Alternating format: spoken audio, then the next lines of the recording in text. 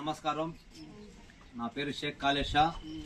నిన్న రాత్రి ఒక దుర్ఘటన జరిగింది.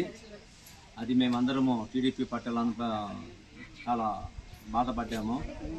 మన్సూర్ నగరు మల్లప్ప కాలా వద్ద ఆనకట్ట దగ్గర కొన్ని 6-7 ఇళ్ళు ఉన్నాయండి. అది రాత్రి జరగని టైంలో ఒక సంఘటన జరిగి కూలిపోయి కాలువలు పడిపోవడంతో వెంటనే మన మంత్రి నారాయణ సార్ ఫోన్ చేసాం. స్థానికులము మన అందరము టీడీపీ నాయకులు సంధించి వెంటనే బాధితులకు వాళ్ళ నష్టపరిహారం ఇచ్చినారు. మీరు కొన్ని రోజులు ఏడైనా బాడికలు తీసుకోండి, మీ ఇల్లులు ఎలా ఉందో ఫస్ట్ అలా కట్టిస్తామేమో అని సారు హామీ ఇచ్చారు. అందుకు మేము అందరూ ఏమో అందరు ఇచ్చారు.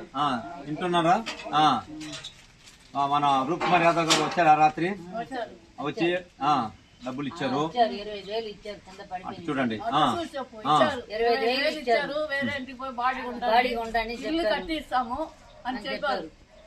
ఈ ప్రతిపక్షాలు కావాలని వైసీపీ వాళ్ళు బురద చల్లుతున్నారు. దేనికంటే వాళ్ళకి పని పాట లేదు, ఏదో ఒకటి వాళ్ళకి న్యూస్ కావాలి. ఇక్కడ వచ్చారంట, కానీ స్థానికులు అయ్యా మాకు మంత్రి నారాయణ సారు వెంటనే సంధించి మాకు తగిలిన పరిహారం మాకు కట్టినారు అని చెప్పారంట, బదులు ఇచ్చారంట. అయినా వాళ్ళకు న్యూస్ కావాలా, న్యూస్ ఛానల్ ఎంత వాళ్ళు ఖాళీగా ఉన్నారు ఈ మధ్యలో. ఎందుకంటే అభివృద్ధి నారాయణ సార్ అభివృద్ధి ఓరవలేక వాళ్ళు ఏదో ఒకటి వాళ్ళకు పని కావాలా అని అందుకోసం వాళ్ళు పొద్దున వచ్చారంట వైసీపీ నాయకులు. అమ్మా మీకు ఏదో ఒకటి చెప్పండి, మీకు మేము డబ్బులు ఇప్పిస్తామని.